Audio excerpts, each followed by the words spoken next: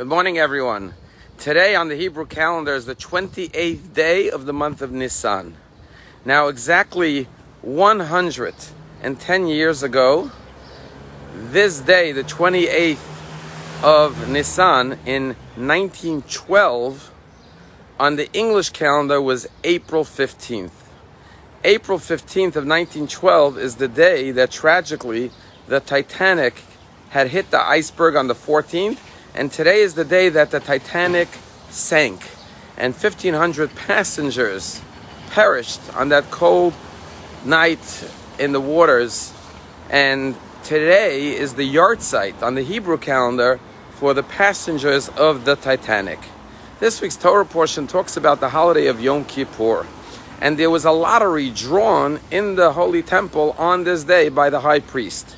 There were two goats that looked identical, and a lottery was drawn. Which one would be offered up to God, and which one would be cast away, sent off with the sins of the Jewish people. And one of the explanations of the meaning of this ceremony in the Holy Temple on the holiest day by the holiest person, the high priest, is that in life sometimes things look identical, but one turns out to be to God, and one turns out to be to Azazel, which represents desolate wilderness. And sometimes two people have completely different fates in life.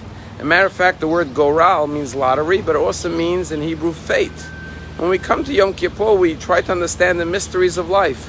Why does one person have one set of circumstances and the other has a different set of circumstances? And while these mysteries are only known to God, the thing that we have to think about as people is that if God gave you a set of circumstances, whether a fortunate one or, God forbid, an unfortunate one, the question is, what am I meant to do with those set of circumstances? If God blessed you, then by all means, as someone once said, your blessings and your talents and your skills are God's gift to you. What you do with them is your gift to God. You have to look at your fate in life, and if it's a fortunate one, say, am I utilizing my fate properly? And if unfortunately in some area you were given a challenging set of circumstances, then you have to say, if God gave me these circumstances, what am I meant to learn from it? How am I meant to grow from it? How am I meant to use it as a springboard to do good for others and to utilize this set of circumstances to become the greatest source of blessing in life? You know, on the Titanic, amongst the 1,500 passengers were a very wealthy couple, Isidore and Ida Strauss. Now, the Strauss brothers, Isidore and Nathan, in the 1900s were one of the wealthiest Jews in America, and they owned Macy's department store. And they had gone on a trip with their wives to travel over Europe, and they went on this beautiful trip and went to the most beautiful hotels and cultural centers, museums, opera houses, having a great time. And then Nathan said to Israel, why don't we go over to Palestine to see how the Jews are doing? So here in 1912, they went over to Palestine. And they came as VIP philanthropists, and they got the royal tour. And wherever they went, they saw the struggles, the hardship of the Jews who were maintaining a Jewish presence in Palestine. And they gave charity, and they helped, and they advised. And finally, after a week, Isidore said to Nathan, okay, it's time to go back to Europe. I had enough here in Palestine. And Nathan said, let's stay longer. There's so much work to be done here. And Isidore said, well, we'll send money. And Nathan said, they need more than money. They need guidance. They need leadership. They need encouragement. They need support. So finally, Isidore said to Nathan, his brother, I'm going to go back to Europe. You'll meet me later. If you want to stay, stay. And that's what happened. Isidore and Ida went back to Europe, and Nathan and his wife stayed. And they traveled around the country helping the poor Jews of Palestine in all the different communities.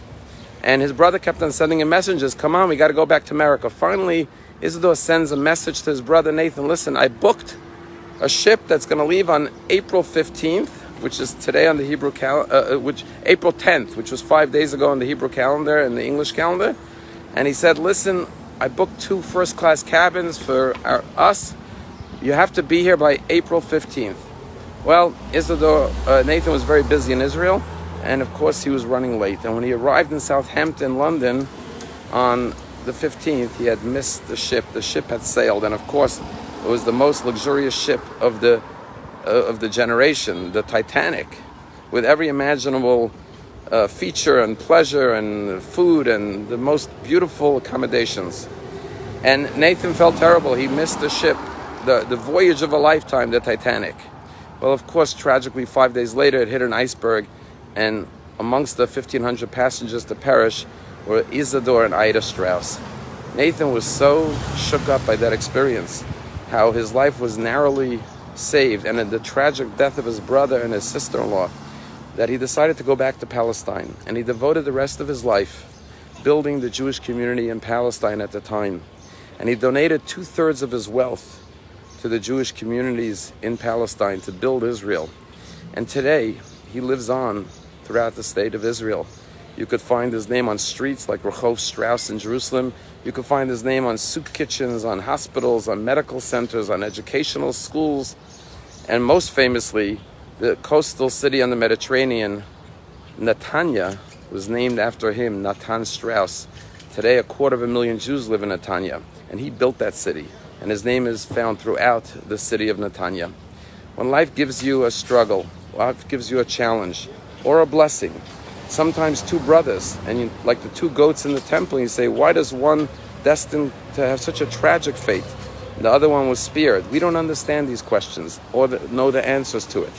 But all we know is, like Nathan said, if God spared me, he spared me for a reason. Let me devote my life to something that is important, everlasting, to the benefit of others, and devoted his life to building what we know today as Eretz Yisrael. Have a wonderful Shabbos.